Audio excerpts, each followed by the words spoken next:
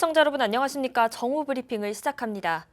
24일 오전 10시 기준 미국의 코로나19 누적 확진 환자가 242만 5,473명, 누적 사망자 12만 3,500명으로 집계됐습니다. 어제 하루 동안 미국의 확진 환자가 또 3만 명이 넘게 추가로 집계됐습니다. 미 전역에서 신규 확진 환자는 3만 6,015명 보고됐고 신규 사망자는 863명 추가로 집계됐습니다.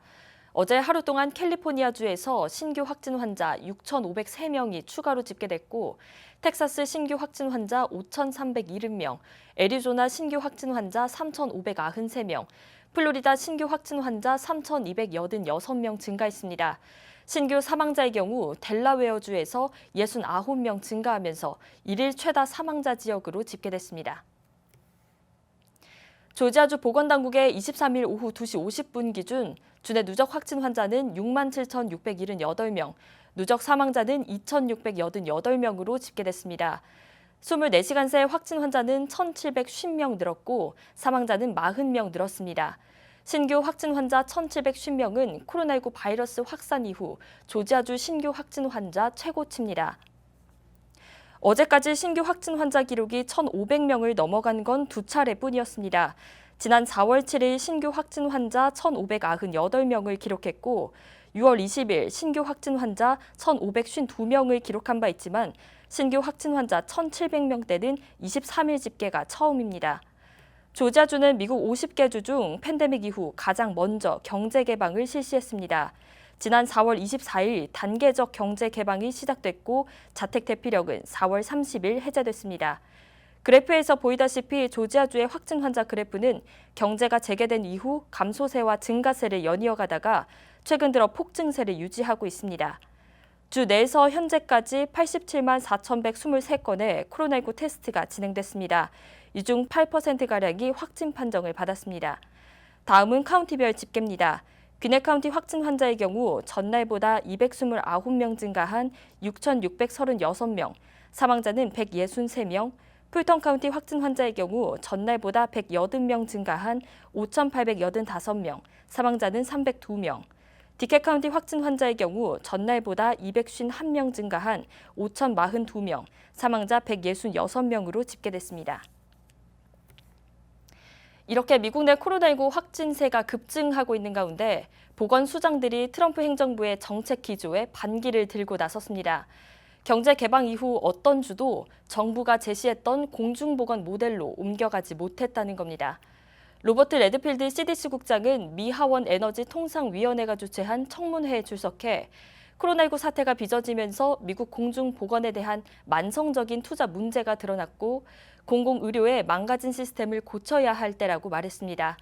또 스티브 한 FDA 국장은 백신을 초고속으로 개발하라는 정부의 의제보다 안전한 치료법을 개발하는 데 주력하고 있고 미국민을 위해 올바른 결정을 내려야 한다고 말했습니다. 시즌 재개 계획에 대해서 갈등을 겪고 있던 메이저리그 사무국과 선수협회가 모든 문제가 해결되었고 선수들이 훈련에 참여할 것이라고 밝혔습니다. 선수들의 훈련 개시일은 7월 1일, 시즌 시작일은 7월 24일 혹은 7월 24일로 예정되어 있습니다. 일반적으로 정규 시즌은 162경기를 치르게 되지만 이번의 경우 무관중으로 60경기만 진행될 예정입니다. 자세한 경기 일정과 포스트 시즌 진행 방식은 이후에 발표될 것으로 보입니다. 미주 한인위원회 CKA는 어제인 23일 한인회관에서 애틀랜타 비상대책위원회에 2만 5천 달러를 전달했습니다. CKA에서 활동하고 있는 박선근 회장은 2만 5천 달러 지원 배경에 대해 설명하며 저소득층이나 서류 미비자 등 어려운 이웃을 위해 사용해달라고 당부했습니다. 김윤철 한인 회장은 감사의 뜻을 밝힌 후 비대위 공동위원장들과 협의하에 투명하게 사용하겠다고 밝혔습니다. 국제통화기금 IMF가 올해 세계 경제 성장률 전망치를 또다시 낮췄습니다.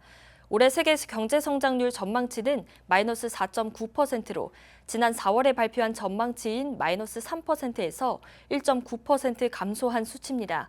IMF는 코로나19가 2020년 상반기에 예상보다 더 큰 피해를 주었으며 회복은 예상보다 점진적으로 이루어질 것으로 보인다고 말했습니다.